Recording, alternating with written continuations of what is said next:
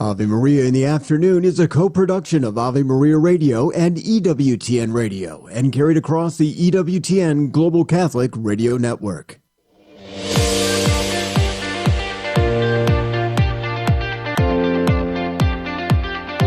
Welcome to Ave Maria in the Afternoon, examining the world through the lens of faith from the heart of the Church to help us navigate the culture. Here's Dr. Marcus Peter.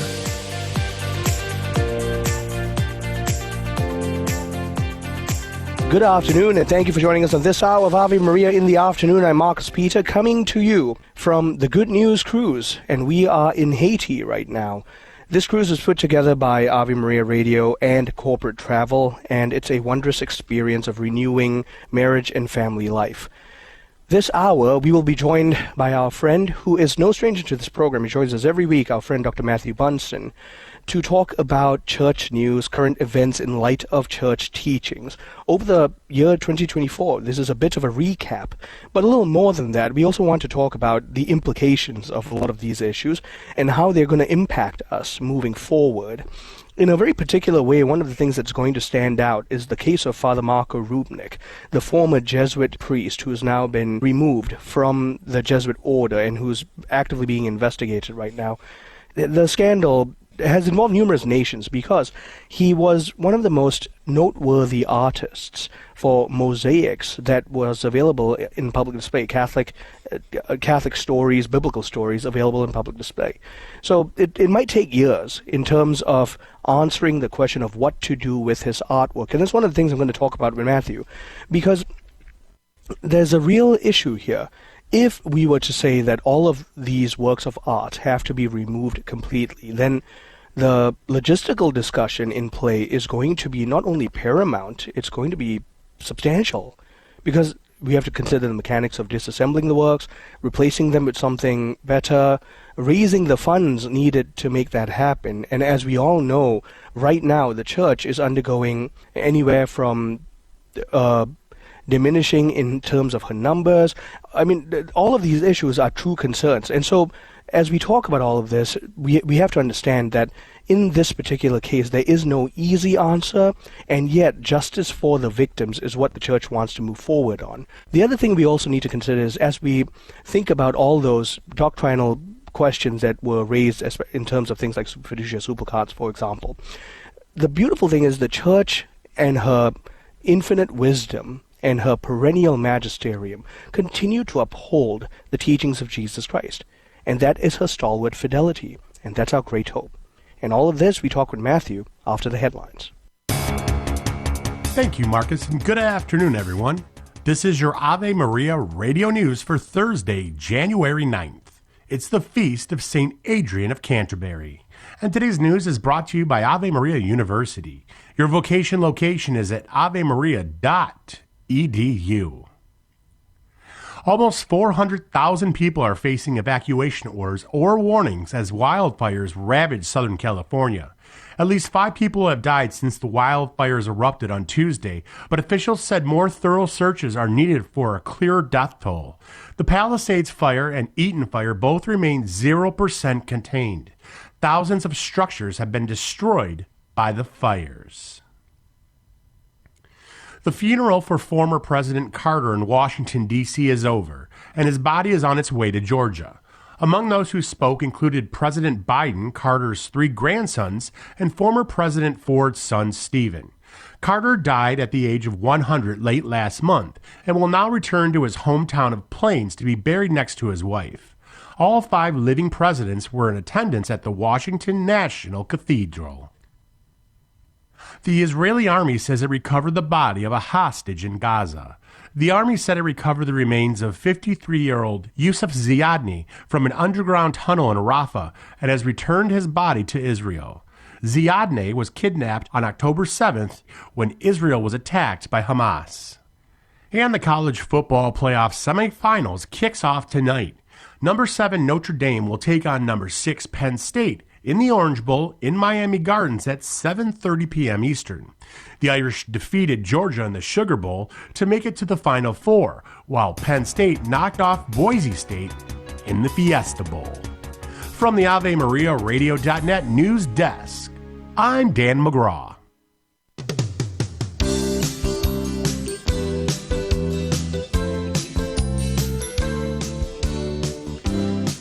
Good afternoon. Welcome back. I'm Marcus Peter. As all of you who listen to this program are aware, we often take a good look at church news and current events in light of church teachings with our friend Dr. Matthew Bunson. And we're going to do that for this entire hour. And in a very particular way, we want to focus on recapping all the things that happened last year in light of what some of the things we can expect from this year might be. Not just so that we can prepare ourselves, but also that we can pray and have a good sense of where we're moving forward. Matthew, thank you for joining us. How are you? Oh, great to be with you, and a very happy New Year. Yes, Happy New Year to you too. So, we've got our work cut out for us, and I can think of no one better. We do. Now, there's no chance that in any one of these segments we'll just play classical music again, is there? No, alas. And from the way it's shaping up, 2025 will be just as busy and probably filled with just as many surprises. But that's the news business, and of course, that's also the beauty in many ways of the church. Yep. Amen. And the hope with which we get to view all of these things as they come out. And I start with that word of hope because we have to talk about the Rupnik saga. This was a scar, if you will, on the heart of the church by Rupnik, and unfortunately, his artworks, his mosaics throughout most of Europe, continue to be displayed. Some of them have been covered up. What are some of the things that we need to be aware of, and what are some things we can know about moving forward? Yeah, well, the first is you started by saying something really important. As grievous as the scandal is, and it is, because there's so many unanswered questions. This is still a process that's being adjudicated on the Rome side. Part of the reason that this is such a global scandal and a global controversy is precisely because of who he is, his connections, and his very long reputation as an artist, as a mosaicist, whose mosaics, whose work is found literally all over the globe. I can think right off the top of my head in Lourdes, and of course here in D.C. at the John Paul II Shrine. Mm-hmm. I know that's something we'll want to talk about because I think the response to the presence of the artwork at the John Paul II Shrine was very significant, and it was a key moment, especially this last year. Rupnik is extremely well known. His art is everywhere, and the Vatican itself used it on a very regular basis for its publications, for its guidebooks, for a host of pieces of art on the Vatican website, for different feast days, for different solemnities. I mean, he is ubiquitous, I think would be the word. Yeah. And as a result of that ubiquitousness, when the scandal erupted, and now we're looking at 6 years of a scandal in which he has been accused, and again we say accused, of alleged abuse of more than 20 religious sisters, and that the accusations span a number of decades. And if that weren't enough, part of the added controversy surrounding him is the fact that in 2022, the Dicastery of the Doctrine of the Faith, the Congregation for the Doctrine, now the Dicastery of the Doctrine of the Faith, chose essentially to pass on sanctions, in part because of the argument that the statute of limitations had expired. Mm-hmm. Now, that set off a firestorm that was made even worse by the fact that there was news published that Father Rupnik, having been ousted essentially from the Society of Jesus, of which he was a member, had been incarnated in a diocese in Slovenia, where he would apparently have had carte blanche to continue as his priest and presumably as an artist. Mm-hmm. That then led to the decision in October 2023 by Pope Francis to lift the statute of limitations. So that's really where we are right now because, as the DDF investigation itself said, it's going to be necessary to study all of the documentation to identify which procedures can and should be implemented, is the way they put it. So this is an unresolved matter, and I think it remains one of several pretty significant controversies surrounding the abuse crisis in all of its forms in this pontificate. Like you rightly mentioned, one of the main issues that we're going to face when it comes to Father Marco Rupnik is that he's ubiquitous. It's not just Europe, it's also here in the United States that we find, like you mentioned, his art. It's in D.C. as well. And we have the Knights of Columbus, for example, taking the stance of covering up the artwork. There's been no decision made as to whether they're going to be torn down because, scandalous as his life has been, the artwork itself has given rise to some scrutiny. That's right. Yeah, the decision was made back in July by the head of the Knights, and that's the Supreme Knight Patrick Kelly. And I remember at the time, I think you and I talked about it, that this was a very important decision for a couple of reasons. The first is that it was really the first major organization in the church, institutionally, to make the decision about what to do with them, even temporarily. And what the Knights decided to do was to use fabric to cover all of the mosaics in what are two chapels, as I was just mentioning, at the St. John Paul II National Shrine here in Washington, D.C. And then also, and again, we go back there, Rupnik's art was everywhere, including the chapel at the Knights headquarters in New Haven, Connecticut. Now, it was a very interesting decision because rather than tear them out and destroy them or figure out how to house them or something, the Knights prudently made the prudential decision to cover them. And they used this fabric to cover basically these mosaics. I am at the shrine all the time here in D.C., so I'm very familiar with the mosaics and saw them covered. And that allows for time that this whole process, this investigatory process, because it's still ongoing, is not resolved yet. The Knights made this decision. If somehow Rupnik is exonerated, which I think would be a surprise to a lot of people, then you don't have to concern yourselves. At least reputationally, there'll still be a lot of questions. But if something does happen that he is convicted on the part of the Holy See, then the decision can be made of what to do as a replacement, because that was always one of the big questions. If we're going to tear these out from all over the world, A, what are you going to replace them with? And B, what's it going to cost to do that? And one of the more interesting questions that was raised was in Lourdes, where Rupnik's art is very prominent. And the bishop there, after long consultation and discernment, decided not to do anything with them for the time being. It was clear, though, that he's deeply aware of the problem of having them present in Lourdes. That so many who go to Lourdes seeking healing, many of them are themselves victims of abuse in and outside of the church. And for many of them, seeing these mosaics are a reminder of the abuse that they may have suffered in their past. And so it's potentially opening up new wounds. At the same time, among art historians, among artists, and even canonists, the question is, what do you do with this art until such time as a formal verdict has been rendered? And each institution, each entity, each archdiocese, like the Knights of Columbus as an institution, they have to make that decision for themselves. And as they discern this, finances becomes part of that consideration. But as they discern this, we'll keep receiving updates through this year. Let's move on from the Rupnik conversation to talk about Germany and the German synodal process, which is to be juxtaposed and therefore made distinct from the Synod on Synodality, which is Pope Francis's intent. Well, that's right. We have been talking about this, similar to Rupnik, really since 2018, 2019, almost as long as Francis's own massive synodal project for the church. And it's a sobering lesson that the Germans are still trying to find ways to push this forward, and I know we're going to pick that up. Matthew, thank you so much. My guest, Dr. Matthew Bunson. We are talking about current events and church news and current events in light of church teachings.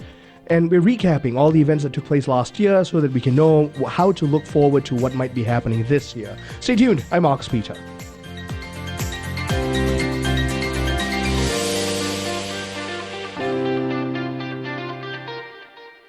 Ave Maria Radio's Good News Cruise is more popular than ever. Every year, couples testify how their marriages are revitalized and transformed. The 2026 cruise is already 3/4 full, so if you want to join, now is the time. Special guests include musicians Andrea Bocelli, Matt Maher, Sarah Kroger, and John Ignati, as well as hosts from Ave Maria Radio. Fun, romance, devotion. Go to AveMariaRadio.net and click on the Travel tab to find out more. The Heart of the Interior Life with Elizabeth Jingle. In him was life, and that life was the light of all mankind. The light shines in the darkness, and the darkness has not overcome it. The interior life is the life of our soul. It is our inner world. It is the very depths of our hearts. Entering within our hearts, which isn't always an easy task, is necessary for the spiritual work of discernment. St. Ignatius of Loyola gives us unparalleled instruction for identifying, understanding, and responding to the various movements of the human heart that we experience on a daily basis. St. Ignatius's 14 Rules for the Discernment of Spirits gives us practical tools that will set our hearts free to respond with greater attentiveness to the Holy Spirit and to reject what is not from Him. The Holy Spirit speaks to our hearts in a personal and loving way. His light is His love. Let us ask for the intercession of St. Ignatius of Loyola to bring new light for our interior lives. For more information, visit AveMariaRadio.net. When your children consider going to college, where are you going to find a place that will prepare them for the future and build on the foundation that you've laid? The answer? Ave Maria University. With an authentically Catholic curriculum, including 35 majors, AMU prepares students to take on the world. My daughter told me she was published in a scientific journal as an undergrad. I'm so proud of her. The world needs Catholic physicists, and my daughter's going to be one of them. Learn more at AveMaria.edu. That's AveMaria.edu. Good afternoon, welcome back. I'm Marcus Peter. My guest, Dr. Matthew Bunson, Vice President, Editorial Director of EWTN News, recapping all the major news stories of last year and helping us form a proper view of what to expect for this year. So, Matthew, we were talking earlier about the German synodal way. We need to be very honest about the fact that it's neither synodal nor is it a viable way if one wants to truly call yourself Catholic. Well, that's right. You can look at it from the standpoint of I am the way, the truth, and the life, and I'm not so sure about the way here. But from an even more practical synodal ecclesiastical standpoint, it is not, they describe themselves as synodal way or the synodal Weg in German.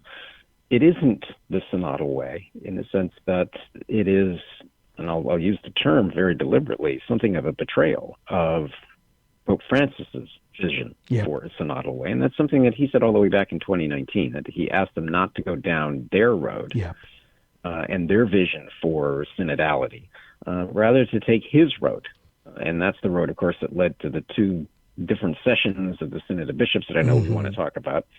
One of the major news stories for the Church in 2024. But the Germans persisted, and a couple of things in 2024 were notable. The first was that the bishops themselves, the synodal way, which of course also includes the Committee for German Catholics, that is a pretty radical group of lay people that has really been the driving force, I use the term loosely, intellectually and theologically, for much of the synodal way, with the tacit, if not full cooperation of many, if not the majority of the German bishops, in pushing their vision of synodality that would include, among other things, the ordination of women, either to the diaconate or the priesthood, the unraveling of church teaching on human sexuality in particular, very clear teachings on homosexual acts, the identity of priests, and then, of course, authority in the life of the church, which they see as absolutely essential to unraveling everything else that follows. Now, one of the things that they have been pushing for a while was this idea of a synodal committee or a permanent synodal council. Their grand vision initially was that the synodal council would actually run the church in Germany, that it would be a largely democratic secretariat or committee for German Catholics, would actually be in charge of everything, including basically the decisions of bishops. That was firmly rejected by the Holy See, but this idea of this synodal council keeps coming up. In February, the Vatican basically said that they have very grave concerns about this idea of a synodal council. Some of the funding mechanisms that were required by a number of the German bishops, that's where the rubber meets the road, so to speak, created a lot of controversy. So a number of German bishops bailed on that idea, which I think really proved to be an inconvenience for this. But the other big thing for the year was the participation of the German bishops in the second session of the Synod on Synodality. And their continuing belief that somehow this synodal final report will give them the clearance, if not now, down the road, in enacting this permanent synodal council that they keep dreaming of. Yep. And you hit on the key word here, which has caused tremendous global concern, which is this is very clearly an attempt at a democratization of the doctrinal authority of the Catholic Church, in this case particularly in Germany. And it's not even veiled. This is not some kind of subtle attempt. They've made it very clear that this is the intent here. And so in terms of looking forward to where this might go, what are some of the things we can expect, especially in terms of a response from Rome as things progress? Yeah, well, I think there are a couple of developments. The first is in light of the Synod on Synodality concluding work in October of this last year. And that the final report raised a number of not worrisome issues, but potentially controversial issues. Obviously, we can talk more about the Synod. But one of them in there was this idea of a continental synodal council, sort of a presence of a body, certainly of the bishops, that we've already seen at work. For example, in Ceylon, the Episcopal Conferences, that group for Latin America. So if we want to know what a continental synodal presence could look like, that's one. Yep. The Germans, I think, have really attached themselves to this idea of these permanent synodal structures, certainly on a national level. And I think that's probably where we're going to see their next strategic initiative. As I was just saying, that I think they see this as a potentially open door for them to push ahead pretty aggressively. And what that looks like, again, is hard to say because they will still need to have everything approved, sent forward to the Holy See, certainly the Synod of Bishops for approval. But I suspect that that's the next big thing for them. Also, a number of the German bishops seized on what they see certainly as an open door, an invitation on same-sex blessings coming out of Fiducia Supplicans and the continuing fallout from there. But 2024 in some ways was a more quiet year than many of us had initially feared, I think because the Germans are simply waiting to see where they can go next. And throughout this entire process, especially since the earlier days of Francis's papacy, it seems like with each major milestone that the Germans attempt to achieve, the Holy Father is met with multiple fait accomplis. They do this and then tell him after the fact. It's not that they're responding in some kind of obediential fidelity to his instruction and mandate as Supreme Pontiff. Well, that's right. And they seem determined. I think there is a great deal of determination on their part to try to make as much progress, to enact as much as they can of the synodal way, whether or not that will succeed, in part because the enthusiasm simply isn't there among the average German Catholics. We know that. This is a very small, minority-driven group that really wanted to enact these changes. And with the support of some of the bishops. Some of those bishops have been stepping away now because I think they feel more comfortable in opposing some of these steps that are really considered revolutionary, very radical, especially in the question of authority over these dioceses. The final report for the Synod on Synodality emphasized that under no circumstances is anything being proposed in terms of a synodal church that would contradict or contravene or reduce the rightful authority of the bishops as the successors of the apostles. And the German synodal way goes directly to trying to do that. And the irony of it all that this February they'll be meeting in Augsburg. They seem oblivious at times of their own irony, yes. Oh, I thought it was deliberate. Yes, I think so. But certainly anyone with an understanding of German ecclesiastical history would tell you that is just such a terrible idea. Yeah, it's in poor taste, to say the least. That I really thought it was, well, okay, let's hope that it was accidental. I have to imagine someone knows history there. I'd like to think, too, that at a certain point, they're going to want to meet in Wittenberg, because I think that's also where a lot of this is headed. Right. Well, okay, so since you brought up Fiducia Supplicans, I think it's good if we switch gears a little to it, because it did cause quite a bit of a stir, at least on an epistemological level, for the faithful across the world. In my opinion, just based on taking a general pulse of how churches are operating, it seems to have largely died down. So we'll open the conversation and continue on the other side of the break.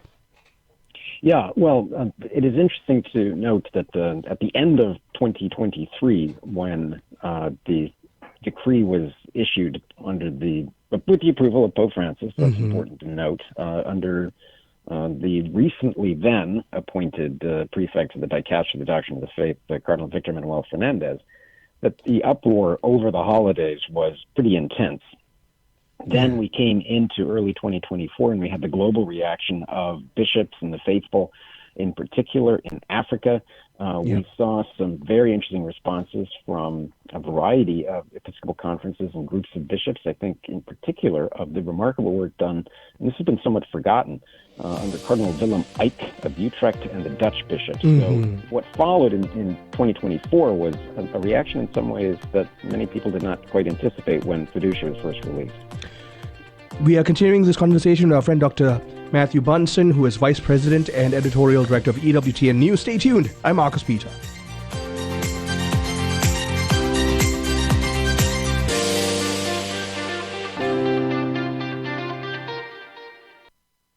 Do you own popular index mutual funds or ETFs? If so, you're automatically own shares of companies that conflict with your moral beliefs. Ave Maria mutual funds are managed to conform to pro-life and pro-family values. Long-term investors can invest in the no-load Ave Maria mutual funds. The experienced professional portfolio managers make decisions based on investment fundamentals and pro-life values. You can learn more about Ave Maria mutual funds today at 866 Ave Maria or visit AveMariaFunds.com. Support for this Ave Maria radio program comes in part by the non-for-profit St. Anthony Services. Are you shopping for mortgage products, Catholic investing, Catholic health, real estate, or estate planning? StAnthonyServices.org can help you find a Catholic professional for these needs. They regularly connect faithful citizens with faith-based professionals that share our Christian values. More information at StAnthonyServices.org or 877-LIFE-US1. He is honored by the Church as a saint with the title of the Angelic Doctor. Matthew Bunson and the Doctors of the Church. St. Thomas Aquinas wrote a basic textbook for young theology students that became the Church's most famous guide to the faith, the Summa Theologica. It helped him earn the title Doctor of the Church. He died in 1274. For more about the Doctors of the Church, visit doctorsofthechurch.com. When your children consider going to college, where are you going to find a place that will prepare them for the future and build on the foundation that you've laid? The answer? Ave Maria University. With an authentically Catholic curriculum including 35 majors, AMU prepares students to take on the world. I've seen the difference in my son since he's been at Ave Maria. He's happy, he's excited about what he's going to do with his degree, and he's living his faith. Learn more at avemaria.edu. That's avemaria.edu.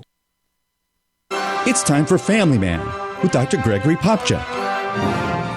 Just like cars run on gas, families run on time. Here's a simple way you can discover how much time your family needs so it can stop running out of gas. Think of a regular week, not a vacation week, just a normal week, when your family got along even a little better than usual.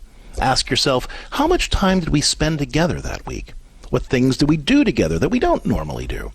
Your answers will give you an idea of the minimum amount of time your family needs every week to function well. Make sure to schedule that first. Learning to put family time first is one of the most important practices Catholic families can have.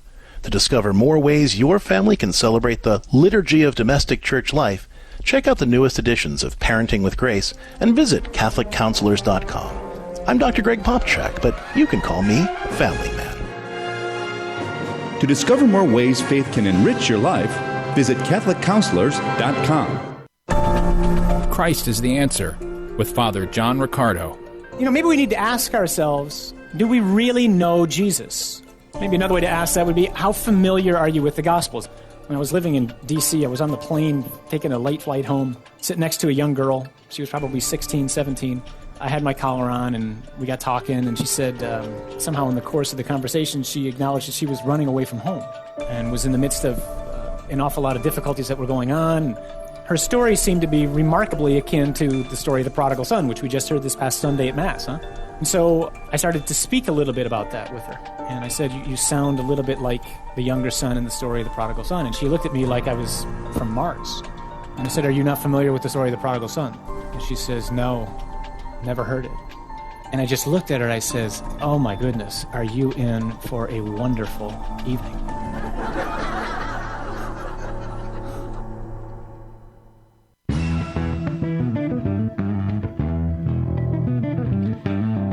Good afternoon and welcome back. I'm Marcus Peter. My guest, Dr. Matthew Bunson, no stranger to this program. We're talking about news events of the last year and what we can think about in terms of moving forward into this year. So, Matthew, we were talking earlier about responses to fiducia supplicans. You had left off mentioning the response of cohorts like the Dutch bishops, their collective rejection of fiducia supplicans. So let's pick up from there. Yeah, so the Dutch bishops, you had the Polish bishops, but the force that really proved to be very impressive and crucial in sort of ameliorating some of the potential damage, at least in the interpretations of fiducia supplicans, were the African bishops. Every African Episcopal Conference except for one, and that was in South Africa under the leadership of then recently appointed Cardinal Brislin of South Africa. Essentially said that this is not possible. We cannot apply this. We cannot enforce it. We cannot use it. And then we had the very famous visit to Rome by Cardinal Ombongo Basungu, who is the head of the groups of Episcopal conferences in Africa. And he really began what I think in 2024 was a, not meteoric, because he's been known for a while, but a pretty striking emergence on sort of the ecclesiastical plane of people really taking note of him. He was able to arrange for a clear softening of some of the expectations for fiducia. And I think the response of the faithful and response of the bishops around the world also led, directly or indirectly, to the subsequent publication of Dignitas Infinita, which has also been somewhat forgotten in the months since its issue. That, as the title it says, Infinite Dignity, that looked at, as a decree, again, from the Dicastery of the Doctrine of the Faith, the threats to human dignity in the modern world. And it enumerated many of them, including some, I think, that were the source of some consternation to progressives, certainly progressive Catholics, in reiterating the Church's clear opposition to abortion, to euthanasia, to all the threats of the human person, including the potential destruction of marriage and the gender identity. It included, of course, many of the key themes of Pope Francis that he always comes back to, the dignity of the immigrant, the dignity of those who are forgotten. So Dignitas Infinita was, I think, not necessarily an olive branch from Cardinal Fernandez, but a way of building bridges across the Church, which Pope Francis has, throughout his pontificate, always seemed to find a way to strike that middle ground ultimately, although a lot of people find how we get there to be a little hair-raising. Hair-raising might be the understatement to this expression, but I agree with you. It's very clear that he continues to try to exercise his capacity as Pontifex Maximus, the great bridge builder. And Dignitas Infinita, like you mentioned, talk about global ire at those 6 paragraphs that spoke very clearly about the Church. It was a reaffirmation of natural law and Church teaching in terms of the duality of the sexes and the ineliminable differences between male and female. And everyone thought Francis was going down the path of affirming gender ideology, and he was so clearly against it. Right. And yet at the same time, as we saw throughout the synodal process of the two synods in Rome in October of 23 and 24, he had very public sessions with very progressive groups within the LGBTQ community, which some have found confusing, but others have seen this again as Francis's continuing effort to reach out to everyone in the church. There are reasons why he frequently uses that phrase, todos, todos, todos, everyone, that everyone has a place, and he wants everyone to be heard, which I think is one of the reasons why the whole process of the synods, again in October of 23 and 24, became so challenging for a lot of people and at times confusing for a lot of other people. But Francis clearly got what he wanted out of it, which is why at the very end of that process, he took as his own the final report and then followed that up by saying, all right, we have this report in hand. Now I want you to go out and implement it, raising the question of what exactly is in this final report that's supposed to be implemented. Right. And perhaps that will continue to be part of the discussion, the implementation of the final report and what that looks like, right? Very much so. I think that's going to be one of the keys in 26 and going forward. Now, like everything, I can remember vividly in 2012 being in Rome for the Synod on the New Evangelization, and everyone had anticipated that in the next decade there would be a host of initiatives trying to implement the concepts that were raised at the Synod of Bishops on the New Evangelization. Of course, Pope Benedict subsequently resigned just a few months later. And the New Evangelization really isn't much mentioned. Yeah. So one of the overhanging questions in all of this is how Francis is going to create the structures that will make the idea and reality of synodality a permanent part of the church. And I think that's really his next phase in however long his pontificate goes. In all the years of Francis's papacy and in the two large sessions of the Synod gathering in Rome, it's still rather clear that for the lay faithful, an understanding of what synodality is on the universal level still hangs in the ambiguous ether. It does. And I think that's been one of the challenges for Francis from the very beginning, really since 2015, when he began talking about synodality on a much more regular basis, significantly marking one of the anniversaries of the Second Vatican Council. And I think he has really tried to tie synodality into the legacy of the Council and the implementation of the Council. Now, we're talking about decades and decades. The Council ended in 1965.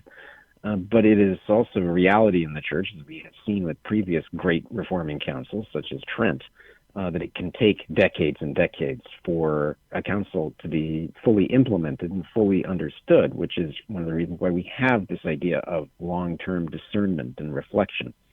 We saw it throughout the pontificate of John Paul II, into Benedict, and now into Francis.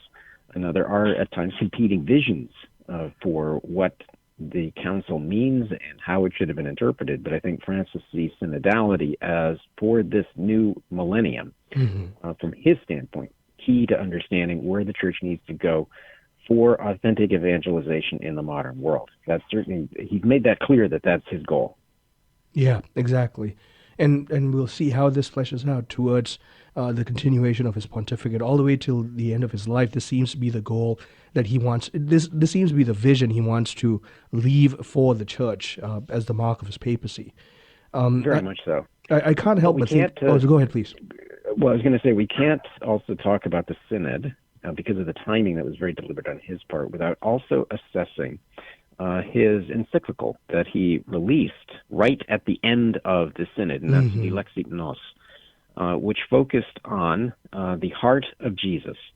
And as it talks about the human and divine love of the heart of Jesus Christ, he really was clearly intending for Dilexit Nos. I said at the time in some of our coverage that, yes, there are many, many processes and bureaucratic steps and structures that all have to be put into place for the Synod.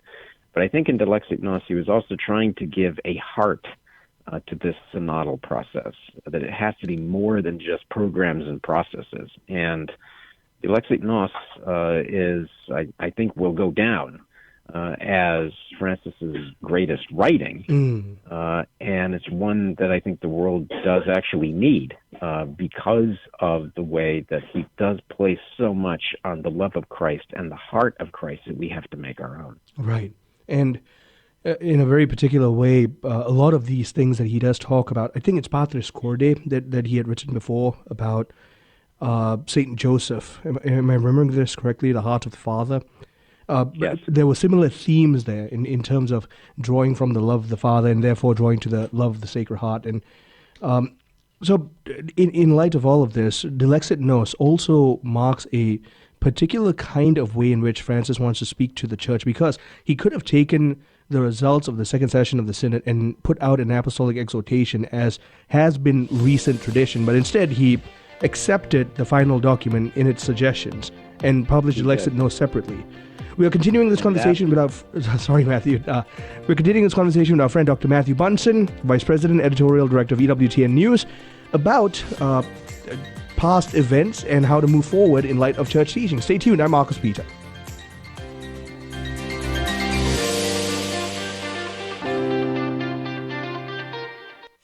Ave Maria in the Afternoon is underwritten by the following nonprofit organization: Real Estate for Life.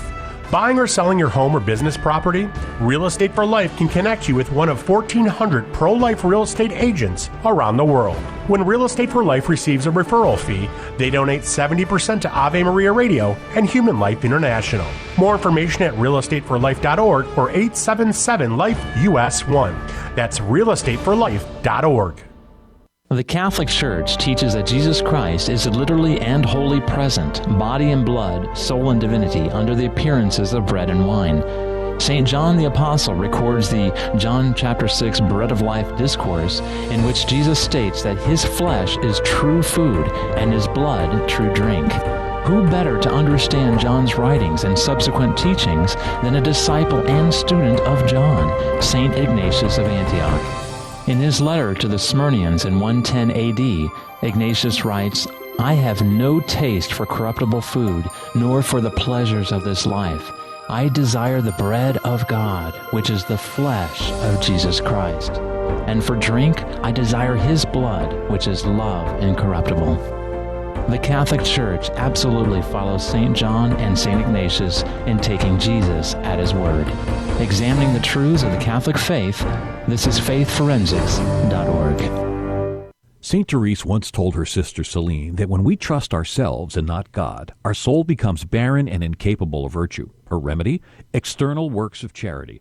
We all try to do it on our own sometimes without asking for God's help. At St. Paul Evangelization, we suggest sharing the gospel with someone who needs it. Check out streetevangelization.com to find a team near you where you can share the love of Jesus. If there isn't one in your area yet, perhaps God is calling you to start a team in your city. To learn more, visit streetevangelization.com. Catholic Connection with Teresa Tomeo. The saints are very, very aware of us. Revelation 5 talks about the bowls of incense or the prayers of the saints.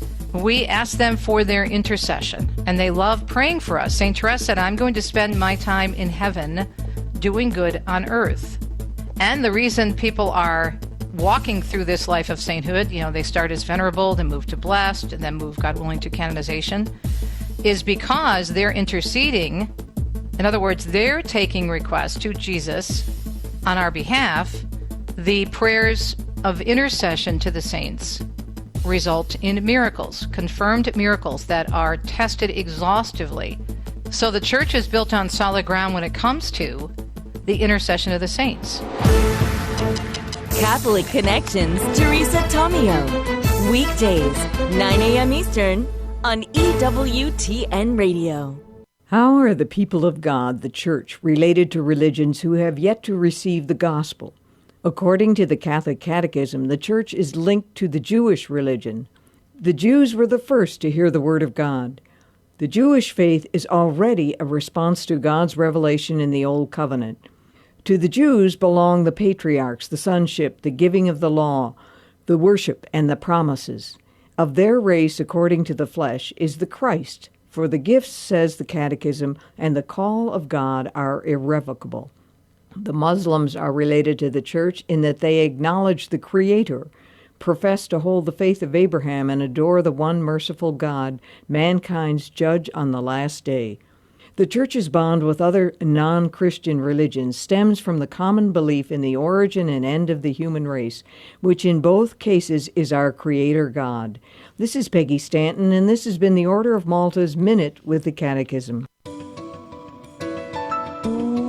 Good afternoon, welcome back. I'm Marcus Peter. My guest, Dr. Matthew Bunson of EWTN News, and we are talking about news events from last year and what we can look forward to. Matthew, you were cut off at the end of the segment earlier, but we were talking about Dilexit Nos in light of Francis not putting out a post-synodal apostolic exhortation. Yeah, that's right.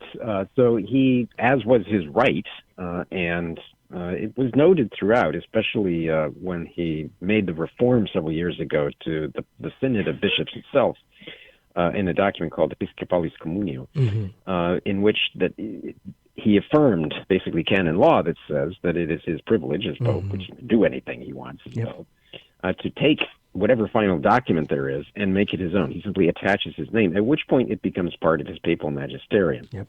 Now, in that final report, there's a number of interesting, and some would put those in quotes, the question was raised, for example. It did not make suggestions as to how the answer should be given to the question, but the question was raised, do Episcopal conferences, or can Episcopal conferences, be granted greater authority in matters of doctrine? Right.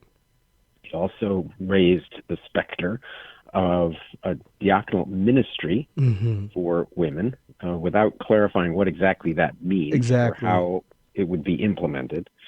And then it also raised the again, use that word deliberately, specter of wider bodies of synodality, which would include, for example, heightened participation of lay people in the life of the church, and, as you and I have talked earlier in our conversation today, about these more permanent structures that, for example, might be on a national and continental-wide level. All of that is yet to be determined, but all of that now, because of Pope Francis' decision to attach his name to this final report, become part of his papal magisterium, and therefore have a certain added weight and importance, which was, again, that point he made after the synod, that he wants this looked at and implemented as quickly as possible. Yep. And therefore that prompts further conversation. What does that implementation look like? How does that manifest itself, depending on anywhere from certain cultural norms to even that question? It was ambiguous enough, diaconal ministry. It doesn't say the diaconal holy orders, but diaconal ministry to women, and that was left sufficiently up in the air that further conversations have to be had about it. Right. Now, as we look into 2025, we still also have hanging out there the 10 study groups that were created by Francis to handle the more controversial issues that had emerged in the 2023 edition of the Synod on Synodality. And that includes many of those very issues, the relationship of bishops, the question of authority in the life of the church, but in particular, the question of women deacons. What does that look like? And those reports are supposed to be due, at least according to the timeline, in June of this year. But we all know that timelines like that can often get shifted. But then the other question is, who will be the recipients of those reports? Traditionally, they would go to Pope Francis. I was told by a number of people that those reports will also then be distributed to Episcopal conferences around the world, which means it guarantees essentially that there will be at least leaks or releases to the press. So we will have a lot to talk about when it comes to those reports. And then the question is, and I use the image for a while now of several trains on tracks that are speeding along, that at some point all have to come together. Right. That's Pope Francis's vision for synodality. It's the final report of the Synod on synodality, and then these special committee reports on the Synod on synodality. All of that has to be tethered together to create some sort of a unity that can then be used for constructing a long-term process for synodality in the life of the church. Right. And we can only wait in the wings and observe how the Holy Spirit's going to work all of this out. Let's move on a little to talk about the Coptic Orthodox Church. We don't have to spend too much time on it, but this was a significant event that with the release of Fiducia Supplicans, there was a suspension in its dialogues with the Catholic Church and on all the ramifications that results in. Well, that's right. And this was part of that fallout that we were talking about earlier, that the Coptic Church itself was very unhappy with the rollout and with what they saw as the details of Fiducia Supplicans. They basically are describing it as a change of position on homosexuality. Now, to his credit, Cardinal Fernandez was very clear, no, we're obviously not changing the teachings of the Church on this area. However, it gives an idea of the levels of concern that surrounded the whole issue of fiducia as far as the Orthodox and the other Orthodox churches were concerned. Now, was there the obvious positioning that surrounded a lot of this? Absolutely. But as we saw with a number of the other bishops in the Latin Church, the Dutch bishops, again, that we were talking about earlier, there is this concern that fiducia is, as the Dutch bishops at the time put it, too much in tune with the zeitgeist. Yeah. Despite all of the clarifications that subsequently followed. The belief, I think, as we saw in May of last year, Cardinal Fernandez met with the Coptic Church leaders over the question of same-sex blessings. And I think, as you noted very sagely, much of the discussion really quieted down as the year progressed on fiducia. But we'll have to see what the long-term application is and whether it does have any lasting impact on certainly ecumenical dialogue. Yep. And just to very quickly switch gears here, one of the big news events of last July was the formal excommunication of Archbishop Carlo Maria Vigano by the DDF, and so specifically Cardinal Fernandez. Cardinal Vigano has gone rather quiet. Archbishop Vigano has gone rather quiet since then, as far as I can tell. He has. Yeah. But one of his last statements, he made very clear that he still considers himself to be in communion with the Holy Church and with the papacy, but he holds true to his earlier assertion that Francis illegitimately rose to the papal throne.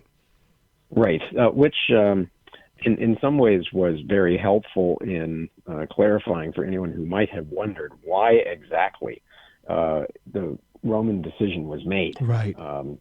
Because the rebuttal, the refutation, and the declaration of what Cardinal or Archbishop Vigano refers to as the errors and heresies to which Pope Francis adhered before, during, and after his election makes it very clear that, to use the traditional word, he's very obdurate or obstinate in his position. Yep. And we have seen this before, the denial of the legitimacy of Pope Francis as the rightful pontiff, the outright rejection as well of the Second Vatican Council. All of it came to a head, as you said, in July with that formal excommunication. Now, it's a simple matter to have that lifted. He was found guilty of a canonical crime, or a delict, and that delict was schism. Yep. In other words, the refusal to submit to the Pope or to the communion of the Church. Yep. And there was an obvious extrajudicial process that was played out, and the decree, or automatic excommunication, is lates sententiae, to use a technical term. All of that can be lifted with a formal abjuration of his positions. Yep. And a definite statement of penance on the part of him. Notably, however, that the excommunication can only be lifted by the Apostolic See. So this would involve not an immensely complicated process, but it would still ultimately come back to Francis should he choose to take that path. Yep. So just again, switching gears very quickly so we can cover a few other things. I think one of the statements of the Holy Father that in recent history we've seen some level of corroboration, if you will, by Fernandez is a notion of an empty hell. And at least on social media, I've personally seen how this has gone global for a number of reasons. Gone viral is the term they use. So let's address that in light of the perennial teaching of the church. Right. Well, I mean, this is a recurring theme of this image of what Pope Francis says he hopes that it is empty. We can go back some years to Pope Francis's non-recorded interviews with the late Italian publisher Eugenio Scalfari, who was also an atheist, who was, I think, an octogenarian at the time, not to be an ageist in any way, but would write these reports of his interviews with Pope Francis entirely from memory. And so he attributed to Pope Francis various comments that would seem to indicate sort of an odd universalist approach, the idea that somehow everyone is saved, that hell is empty.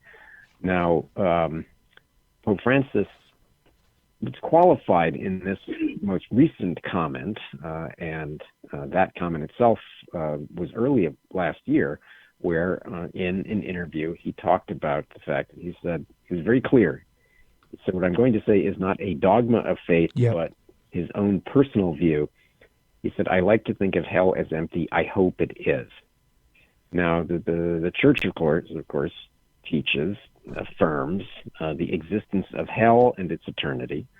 And the chief punishment of hell is eternal separation from God.